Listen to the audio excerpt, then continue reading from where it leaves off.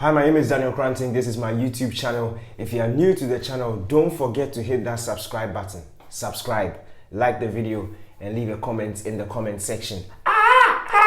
Let's go.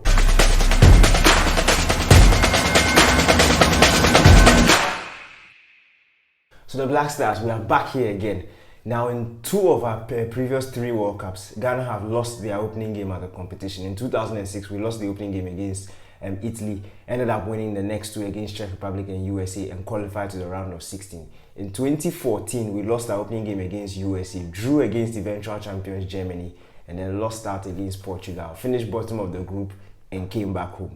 We are back here again 2022. We've lost our opening game against Portugal. Next up is against South Korea in a must-win game. We have to win that game. A draw may be enough, but you don't want to draw that game and have to pull out your calculators once again like Ghana always does. So we need to beat South Korea. But how do we beat South Korea? Look, against Portugal, we went with a very conservative approach. One I absolutely agree with.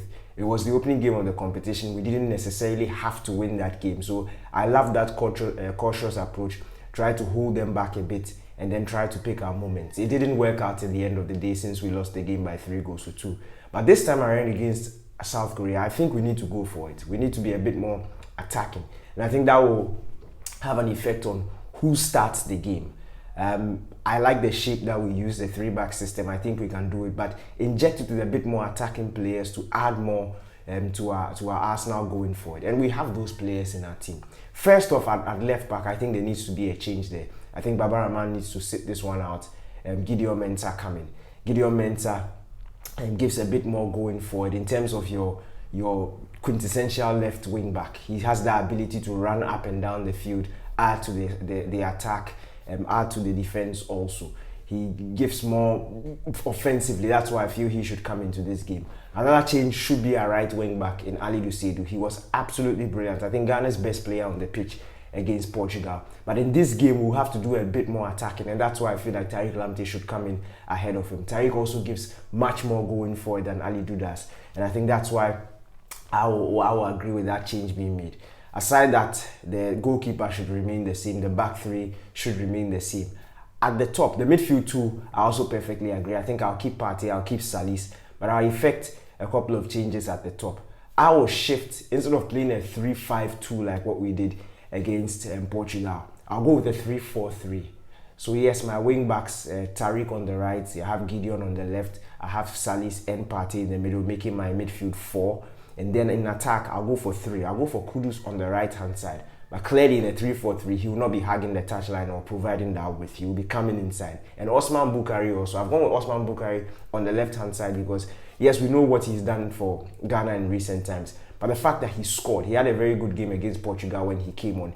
And for lack of a better phrase, the tournament has entered him. He's had a feel of the tournament in a positive way. And it will be nice I think it will make sense if you put him straight from the start against South Korea to continue that momentum. So I'll put him on the left-hand side.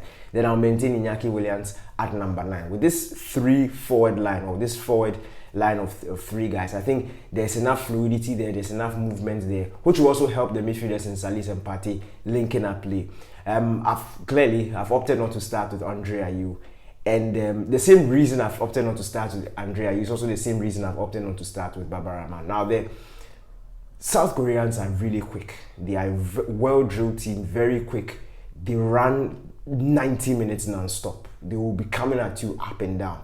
And you need somebody who has that mobility, who has that stamina, who has that ability to also be able to match their running. I think if we play in a more sort of a static way like what we did against Portugal, we'll be playing right into their hands. And the tempo of the game can be taken away from us. So I think we need to match that energy. And with the guys on the pitch, on the left wing back with Gideon, on the right wing back with Tariq. You look at Osman Bukhari, who is pacey, who is willing to run. You look at Kudus, who can do that. Iñaki, who does that non-stop. I think we have enough men in dangerous areas to be able to give them that run for their money. I've also gone for a very attacking team because in as much as the Koreans are really good, they are not as good technically as the Portuguese going forward. So I don't think that they'll be able to exploit those spaces as well as the Portuguese did. And also because of the nature of this game. It's 0 points in the first game against Portugal, so 3 points is a must win. And the best way to win a game of this nature is to go at it. Not go at it gung-ho and leave spaces at the back. No, that's why I've maintained that back three, because in that, there are individual players who can provide more going forward, but there's also enough numbers back to be able to cover the spaces when we bump forward in search of a goal. So I feel like this is a game we can win. This is a game we must win.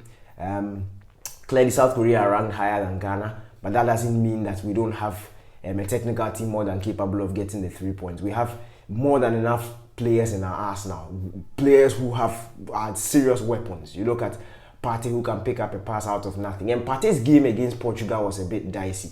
I don't think he had a very good first half, but as the game wore on, I thought he began to grow into the game. With the player of his standard, we expect him to start at a certain level, and you can't fault Ghanaian fans for thinking that way, because currently he's the best player in the team. So you expect your best player to be performing at between 90%, 100% at the start, from the start to the finish, and that is something that he needs to do. But I'm confident that from the way he ended that game against Portugal, that momentum will continue against South Korea, and especially the way I expect us to approach that South Korean game. If we are playing a more attacking game, a high octane game where he gets to dictate the pace of the game, I don't put it past him to succeed. And he has a very able midfield partner in Salis who will do everything. Look, he does the job. He's a fantastic cleaner, and he has the ability to pass, and we saw that in the Portugal game.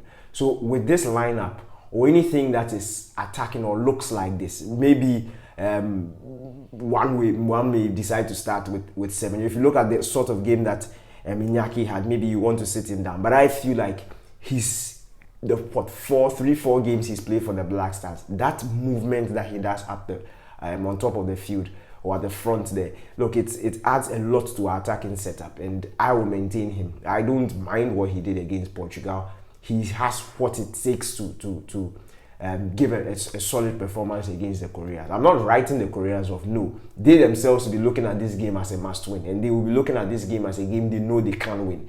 So I'm saying, if there was ever a day where I would agree for Ghana to go at it, as in we go Korea go, we go Korea go, I think it will be in this game, not against Portugal, because they will punish you when the spaces are there. They have too much talent all around the field to punish you. But I feel with the Koreans, I feel we have enough in our team to be able to ward them off, and enough to be able to go at them. Let me hear what you think in the comment section. Leave a comment. Don't forget that it's Ghana versus Korea. It's Monday at 1 p.m. I'm pumped, and I really think the Black Stars can win this game. I'm really hoping the Black Stars can win this game. I'll be back with my post-match when the Black Stars win. That's how confident I am.